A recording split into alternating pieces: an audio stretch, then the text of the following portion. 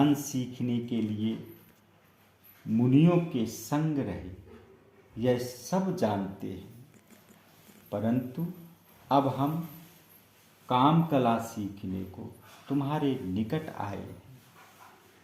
तब सिद्धि बोली, हे भरत जी सुनो, तुम ऐसी बात मत कहो, तुम्हारी गिनती तो साधुओं में है, तुम संसार की बातें क्या जानो।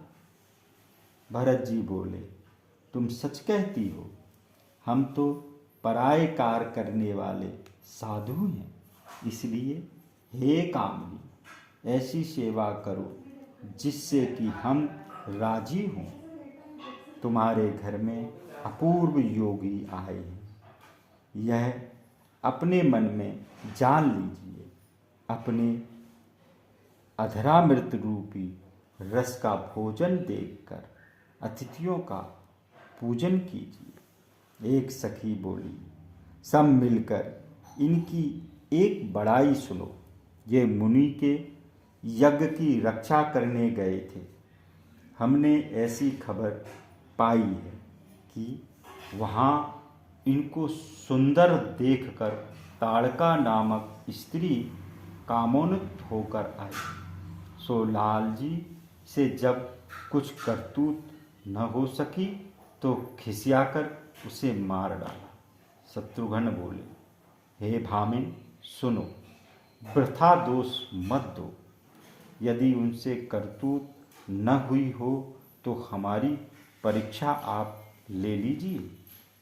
बिना करतूत जाने ही तुम्हारे घर हम सबका ब्याह हुआ है, अतः हे प्यारी अब करतूत की परीक्षा कर लो, जिससे बाद में पछतावा न रहे। जिस कारण तुम रोष बढ़ाती हो उसका उपाय मत करो। हम चारों भाई वैसे ही तुम्हारी सेवा में उपस्थित हैं।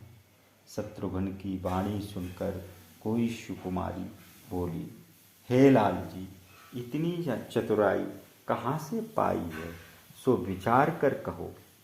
या तो तुम्हें कोई गुणों की खान स्त्री मिली है अथवा कोई तपस्या का साथ किया है, क्योंकि तीनों भाइयों से तुम में नए चिन्ह पाए जाते हैं। शत्रुघ्न बोले, हे भामिनी सत्य कहती हो। भेदिया ही भेद की बात जानता है। तुम में तो गणिकाओं से अधिक सौगुनी बात है, ऐसा हम मानते हैं। हे लाडली हमारे तुम्हारे चिन्ह एक ही भांति के दिखते हैं, इसलिए हे सखी हमारी तुम्हारी सगाई अवश्य होनी चाहिए। श्री शत्रुघ्न जी की यह नई युक्ति की बात सुनकर सिद्धि बोली, हे रसिकाएं आनंदकन विहारणशील रघुनंदन सुनो।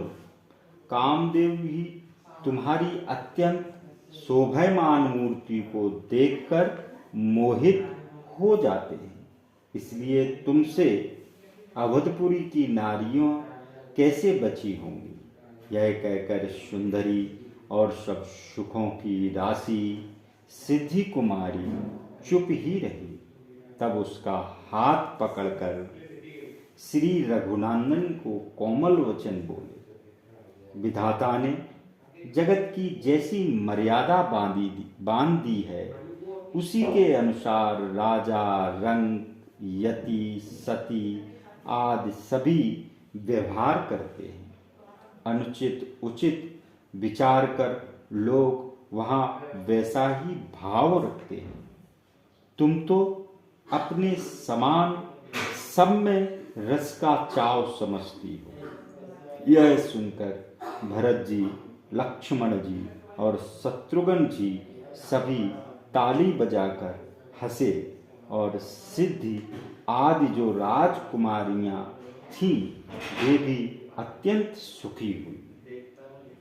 फिर रामचंद्र जी बोले, तुम सब प्रेम की मूर्ति हो। तुम्हारी सूरत पर बलिहारी सिद्धि और तुम सब राजकुमारी मुझे प्राणों से भी अधिक प्यारी। हे प्यारी, तुम्हारे मन में जो अभिलाषा है सो सब मैं आज पूरी करूँगा। हे लाडली, लोक की लाज बचाकर मैं तुमसे अलग नहीं हूँगा, अर्थात लोक लाज तो बचानी ही पड़ेगी।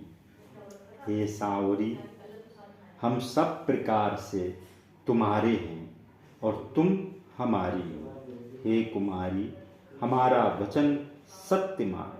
श्री रघुनंदन के वचन सुनकर सबके हृदय पट खुल गए और सब स्त्री